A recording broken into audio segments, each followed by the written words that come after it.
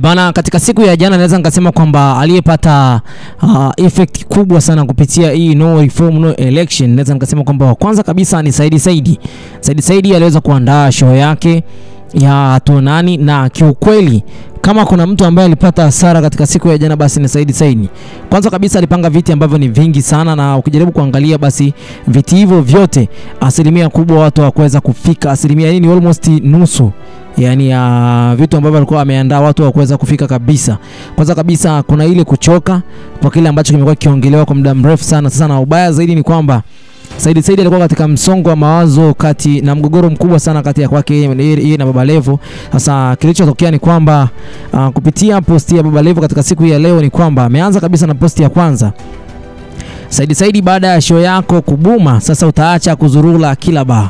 Kwa hiyo alikuwa anafanya show zake zile kwenye baa mbalimbali. Sasa katika zile show za baa, sasa show hii hapa ni kama imebuma jumla. Kwanza kabisa mimi naweza nikasema kwamba show hii haijabuma kwa sababu ya issue za baa. Japo Baba Levo anajaribu kutetea point ya kwamba zile show ambazo zinafanyika baa zimeweza kuua vipaji vya Saidi. Hakuna mtu ambaye anatamani kwenda kumuona katika stage. Ubaya ni kwamba kinachojulikana mpaka kwa muda huu ni no reform no election ndio iliweza kusababisha mambo yote haya. Kuna watu ambao walikuwa wameshaplan kabisa kwamba atukanyagi katika show, atukanyagi katika issue yote za wasanii. Hii imeweza kumpa effect Saidi. Sasa Baba Levo ameandika kwamba Saidi, baada ya show yako kubuma sasa utaacha kuzurula kila baa. Na niliwaambia muache kuchekesha kwenye mabaa. Mnaua brandi amkunisikia. Nadhani sasa madhara yake mnayaona. Na kama umeshindwa kujaza huo ukumbi mdogo, usijaribu Mlimani City, kwa sababu Mlimani City ni mmoja kati ya ukumbi ambao ni mkubwa sana, ukumbi ambao ni mkubwa mno. Lakini nikataka kupita katika sehemu ya comment ili nione kabisa nini ambacho watu wamecomment. Naanza na mtu wa kwanza kabisa, huyo hapa anamuita Movin. Anasema kwanza mchizi anadharau kinoma. DM anasoma ajibu da ila bongo ustaa gani sasa. Baada ya hapo watu wengine wakaja kuona kwamba tafuta hela uache makasiriko. Mwanaume unalalamika kujibiwa DM na mwanaume mwenzako. Kwa ni jambo la kwanza hilo, kwamba Shafi Brand naye akaja akasema kwamba wewe huwa wanakukataza hizo mambo. Sio kila mtu ukimcheki atakujibu Saidi. Sio mwanao, Saidi sio mwanao. Kwa ungekausha huyu mzee, sisi ndio tunadili naye. Yani mzee hapa hivi wanamuongelea mwamba Baba Levo. Kwa hiyo VJ Galaxy anasema mgeukie jirani yako mwambie. Kwa hiyo mgeukie jirani yako mwambie kwamba no reform no election. Tuishi umu. Kwa hiyo hakuna kulike. Watu wamesema kwamba hakuna kulike, no reform no election. Zimetokea nyingi sana, no reform no election. Kile ambacho kimetokea sana. Shafi Brandi akajibu akasema kwamba imebuma kwa ushahidi gani? Kwa maana ukumbini watu wamefika na ukumbi umejaa, au ukumbi unapaswa ujae vipi? Unatuua comedian kwa haya maneno faza. Kwa hiyo Shafi ameamua kusimama upande wa Saidi. Anamtetea tena kwa mara nyingine.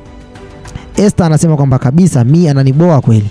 Lakini pia Samini Sakwiki anasema kwa kubwa jinga le badala kwa support watoto linawakandia. Kwa hiyo kuna namna kama vile linawakandia. Kwa hiyo kwa hapo tena anasema kwamba hivi Kibegi Yanga anasema kwamba no reform no election. No reform. Michael Sanga naye akaja tena na neno hilo. Elfrida naye akaja na neno hilo. Baada ya hapo maneno yakawa ni hayo yakawa yanazunguka. Kwa hiyo hapa hivi kuna jambo ambalo watu wanajaribu pia kuripoti akaunti ya kwake Mwijaku, watu wanajaribu kuripoti akaunti ya kwake Baba Levo. Kwa hiyo wengi wameshtushwa na hii kitu ambacho kinaitwa no reform no election, na wengi wao hawajaenda kwa sababu hiyo. Ila sasa Baba Levo anajaribu kuinsist ni kwamba kilichotokea ni kwamba watu walikuwa wanaenda zaidi kwenye show za bar. Hasa katika posti nyingine bado hajaachana naye dakika 55, watu wa comedy lazima wajiulize kwa nini mwitikio unakuwa mdogo sasa hivi? Sio kupinga kila kitu.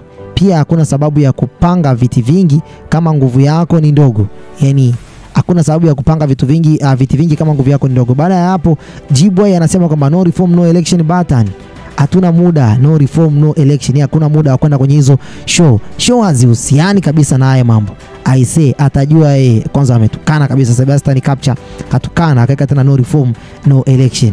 Kwa hiyo tunapokuwa tunaripoti chawa mshukiwa wetu lazima twende tukiwa tuna identical, yani tuwe na lengo moja. Mfano Baba Levo ukishafungua akaunti yake, ingia kwenye vidoti vitatu pale juu, alafu bonyeza report, kisha utaingia about this account, kisha utaingia something else. Baada hapo kisha utaingia kwenye false information, kisha itakupa option nyingi. Napendekeza social issues. Hapo tukienda kwa pamoja tukiwa tupo uniform, lazima pini liwahusu hawa vyawa, no reform no election. Lakini pia watu wanajaribu kuona kwamba shifti za watu za no reform no election zimekuwa nyingi sana. Lakini pia hata kwa hiyo anasema hivi unique trend inasema kwamba hivi sasa hivi hata nani akiweka show tofauti Chadema ama Gwajima, basi mjue mahudhurio yatakuwa hivyo hivyo, no reform no election. Kwa hiyo bado ni kizaazaa. Hiyo ni posti ya pili ambayo amejaribu kuonyesha viti vilivyokuwa viko wazi, jaribu kuonyesha watu ambao walikuwa walivyokuwa wachache. Bana, ni picha ambazo zinasikitisha kidogo katika swala zima la kibiashara. Baada ya hapo akajaribu kuangalia pia, akasema kwamba hivi yani uende kuchekesha kwenye mabaa, alafu leo hii uje uweke kiingilio, alafu auchekeshi, unatukana mbele ya mama yako na hujali kama ni watu wanaangalia live. Bana, kuna vitu ambavyo vinashtua zaidi, kwa sababu anajaribu kusema kwamba yeye Saidi anatukana mbele ya mama yake. Viti vilikuwa empty kweli, viti vilikuwa na kizaazaa. Comment nyingi nina uhakika kabisa zitakazoenda kufunguliwa hapa. Comment nyingi ni za vijana wameamua, Gen Z wameamua kusikika na swala lao moja tu, yani naye anapanga viti vingi sana, anajikuta Mwamposa. Kwa hiyo ni ya kwanza. Wazee wa night shift tupo hapa. Haya, kazi ianze, no reform no election. To advance. Vani photographer naye ameweka pale emoji za kucheka, no reform no election DJTZ. Kwa hiyo ni namna ambavyo wabungu wote almost tuseme kama ni 70% ya Instagram kwa sasa hivi, the word ambayo inazidi kutrendi ni neno moja tu. Lakini pia ila mkorofi sana, anasema Gevi Video TV anasema kwamba Mwamba ni mkorofi sana. Hani Baba Levo ni mkorofi sana katika jambo hili, kwa sababu anamshikilia sana chini Saidi. Monsuli TV anasema asa kakukosea wapi na wewe Baba Levo, ili kama Mwamba kamkosea wapi? Ila Chadema tupo wengi, asasema tu tumejificha, no reform no election. Kila mtu ana njia zake za mafanikio. Umefanikiwa basi usimshambulie wengine na kuharibia brandi zao. Fanya cha kwako, sisi tutaangalia namna ya kukusupport. Kwa hiyo huyo ni mmoja kati ya mtu ambaye amejaribu kusema jambo hilo. Kwa hiyo kwa asilimia nyingi sana Baba Levo ameonyesha namna gani ambavyo Saidi katika siku ya jana basi aliweza kupata changamoto hii. Lakini pia mtu mwingine aliyejaribu kuongelea swala hili la kwake Saidi ni pamoja na mwandishi wa habari kutoka katika kituo cha habari, nikiwa na maana pale Bongo FM. Hapa ninamuongelea Haja the Credible. Haja yeye ameandika hivi: kampeni ya wanamitandao inaweza kuwa sehemu ya anguko la event ya Saidi. Lakini pia ajifunze, dunia haitaki watu wajuaji, inataka watu hambo na wasikilizaji. I told him watu hawakupenda utani wa mama, akaleta ngebe baada ya kupokea nadhani kutokea pale watu wakampunguza. Yaani maana ya kumpunguza ni kwamba watu wameamua kumkacha, hawataki tena mazoea naye. Baada ya hapo akaja tena akaandika tena katika caption akasema kama hivi: we have 2 ears, tuna masikio mawili, and one tongue, na ulimi mmoja, so that we will listen more than talk. Yani kwa hiyo tutakuwa tunasikiliza zaidi kuliko kuongea. Baada ya hapo akasema kwamba tuna masikio mawili na taya. Baada ya akasema tena mdomo mmoja, hivyo tunapaswa kusikiliza zaidi na kuongea. Ni moja kati ya quote maarufu za Bwana Diogenes the Cynic, aliyekuwa mwanafalsafa wa kale wa Kigiriki aliyejipatia umaarufu mkubwa miaka ya 413 before Christ kwa tabia yake ya kukosoa na kupinga mambo kadha kwenye jamii yake ambayo hakukubaliana nayo. Hadithi na visa vyake vinasimuliwa kwenye era nyingi sana. Moja ya maneno yake yanayoishi hadi kizazi cha leo nasi tunayatambua ni kama quotation, ni pamoja na msemo huo wa kujifunza kusikiliza zaidi ya kuongea. Saidi ajifunze kusikiliza zaidi.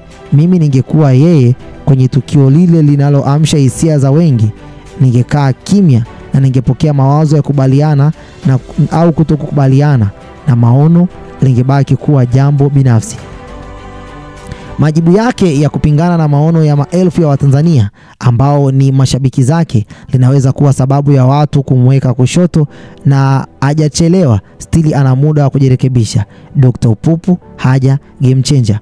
Huu mji bila mbwembwe hautoboi. Mwamba amemalizia kwa maneno hayo.